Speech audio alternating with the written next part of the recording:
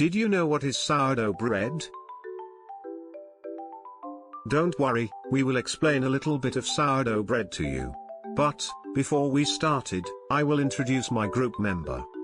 We are Group 3 Subgroup 1. STB3053 Bioprocess Technology. I'm Ajmal. This is Dir. Ain. Clarissa. And Amani. Now we begin with the history of sourdough bread. Sourdough bread is one of the oldest bread that invented during 4,500 years in ancient Egypt. Their discovery allowed people to leaven bread for the first time, through natural fermentation, making it not only edible but also tasty. Nowadays, sourdough is the most common method of fermenting leavened bread. Sourdough bread is a key ingredient in many countries' traditional baked goods recipes due to its lengthy history, affordability, and ability to stay fresh for longer. Next, the process of sourdough bread production. Sourdough is created from flour and water that spontaneously ferments and is left to ferment for a specific amount of time at a specific temperature. A starter culture is necessary for the creation of sourdough bread in order to start the fermentation process. The starter culture process initially begins by mixing about 50 grams of flour and 50 milliliters of water in a jar. The mixture then will be left overnight for 12 hours at an ambient temperature. After 12 hours, the mixture will be fed with the exact amount of flour and water from the first step and leave it overnight. The starting should double in size during the following 24 hours. Every 24 hours, discard half the starting and feed again. The starter begins to grow within 7 to 8 days and ready to be used to make the sourdough. Once the sourdough starter has been produced and is ready to be used, the process can begin. The main function of the starter is to leaven the bread and produce more aerated bread.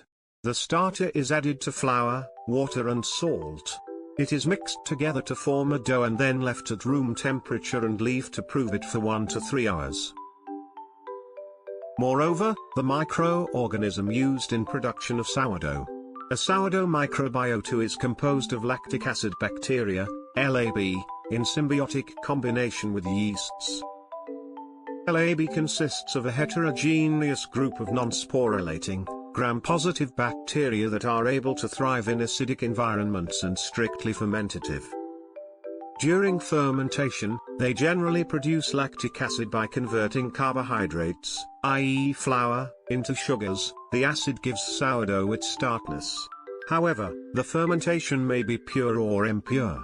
For example, the end product may be almost exclusively lactic acid. Homofermentative fermentation, or other substances may also be produced, such as acetic acid, carbon dioxide and ethanol, heterofermentative fermentation. In addition, a single sourdough often contains less than 3 different lab species. Next, we move on yeasts. Yeasts are unicellular, acid-tolerant, facultative anaerobic fungi that reproduce both asexually and sexually. They undergo vegetative growth by budding or fission, while sexual reproduction takes place without a fruiting body. Within sourdough ecosystems, only Ascomycetes yeasts are found because of their fermentative ability. During fermentation, they convert sugars into carbon dioxide, CO2, and ethanol. CO2 causes the leavening of the dough. Meanwhile, ethanol makes the gluten network stronger but mostly evaporates during baking. In addition, a single bakery sourdough often comprises only 1 or 2 yeast species at a given time. Lastly, other relevant info about sourdough bread.